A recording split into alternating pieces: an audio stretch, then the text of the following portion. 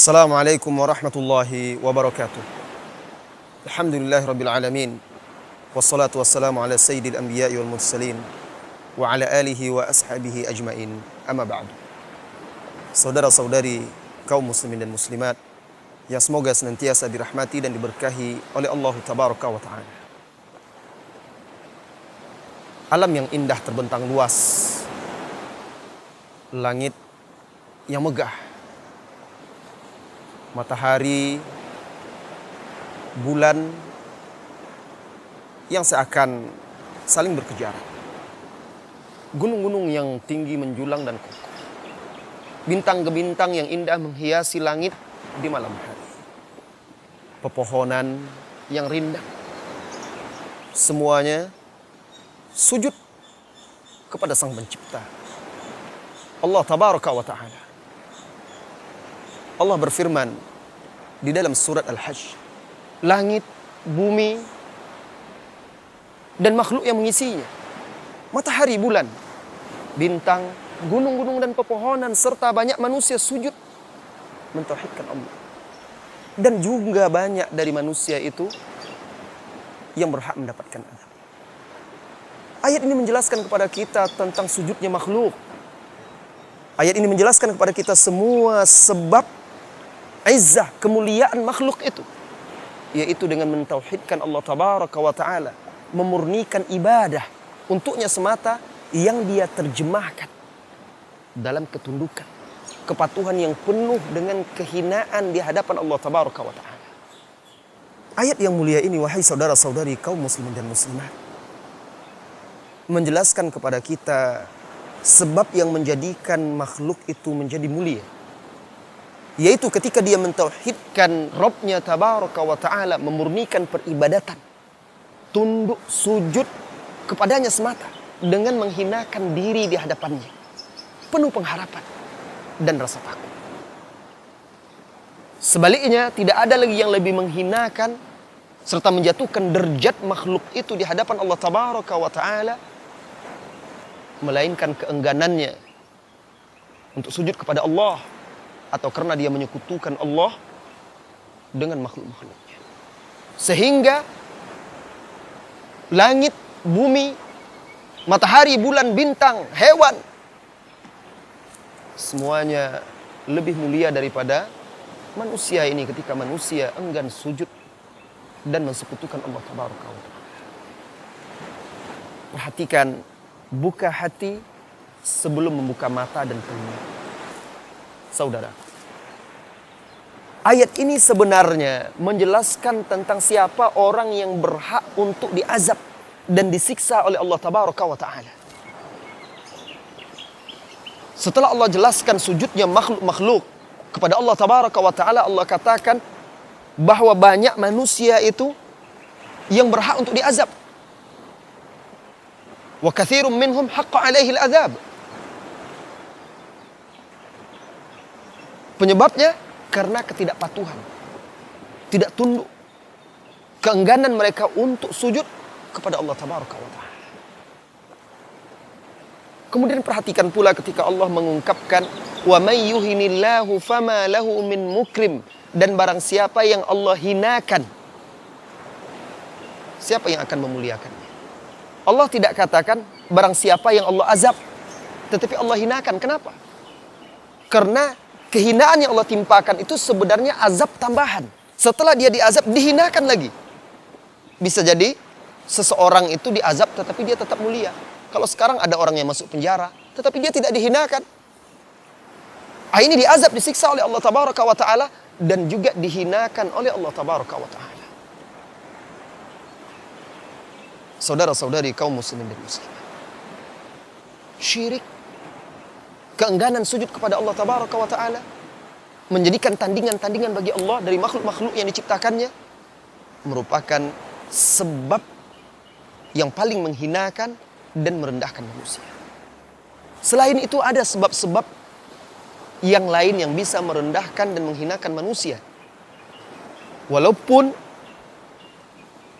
derajatnya di bawah kesyirikan, tetapi fenomena kehinaan yang menimpa manusia disebabkan Yang satu ini juga tidak kalah banyaknya, yaitu kehinaan yang disebabkan oleh maksiat. Bisa jadi seseorang itu sekalipun manusia mengagungkannya, manusia memuliakannya, tetapi karena maksiatnya kepada Allah Tabaraka wa Ta'ala, dia adalah orang yang paling hina di hati manusia itu. Cobalah wahai saudara, bagaimana mungkin seorang hamba itu mengharapkan orang lain menghargai dan menghormati dia, sementara dia tidak mengagungkan dan memuliakan Allah Tabaraka wa Ta'ala? Bagaimana dia mengharapkan orang mencintai dia, sementara dia tidak mencintai Allah? Bagaimana dia mengharapkan orang menjaga batasan-batasan dia, dia tidak menjaga batasan-batasan Allah Tabaraka wa Ta'ala. Dia meremehkan maksiat kepada Allah Tabaraka wa Ta'ala. Kata Ibnu Qayyim Al-Jauziyah, biqadri mahabbatil abdi lillah. Tergantung kadar kecintaan seorang hamba kepada Allah, maka manusia mencintainya. Sejauh mana manusia takut kepada Allah, maka manusia takut kepadanya. Sejauh mana dia mengagungkan dan memuliakan Allah, sejauh itu pula lah manusia mengagungkan dan memuliakan dia. Lalu Ibnu Qayyim di dalam kitab Al-Jawabul Kafi menjelaskan, barang siapa yang dihinakan oleh Allah, maka siapa lagi yang akan bisa memuliakannya. Dan barang siapa yang dimuliakan oleh Allah, tidak seorang pun yang dapat menghinakan. Saudaraku, kaum muslimin dan muslimat, yang semoga senantiasa dirahmati dan diberkahi oleh Allah Tabaraka wa Ta'ala.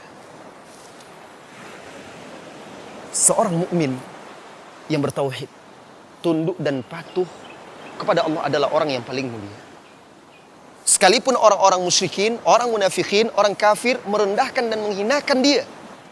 Lihatlah ketika Allah Tabaraka wa Ta'ala membantah orang-orang munafikin. Tatkala mereka berkata, la in raja'na ilal madinati la yukhrijanna al-a'azzu minhal adzal. Apa kata orang-orang munafik? Nanti kalau kita sudah sampai ke Madinah, orang-orang yang paling mulia, maksudnya orang-orang munafik, kata mereka, mereka mengaku paling mulia, akan mengusir, mengeluarkan orang-orang yang hina. Menurut mereka yang hina di sini adalah Rasulullah dan kaum muslimin. Akan mereka keluarkan.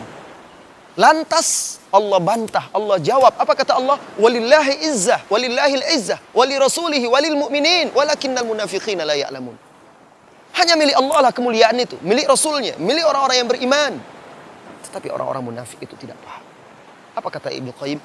Wallah, benar demi Allah, mereka itu tidak mengetahui siapa sebenarnya yang benar-benar mulia.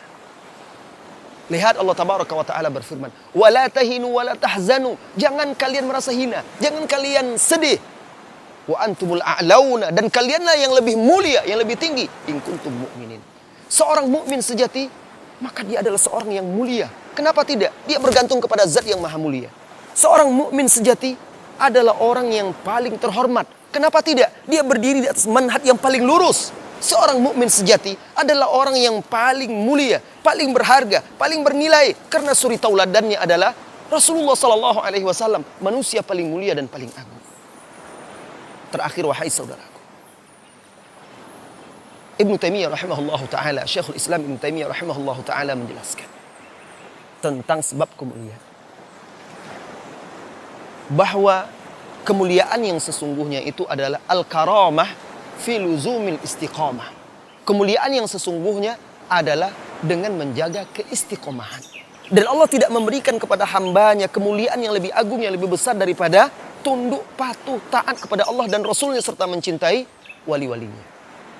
Maka jangan sampai menjadi lebih hina daripada langit dan bumi.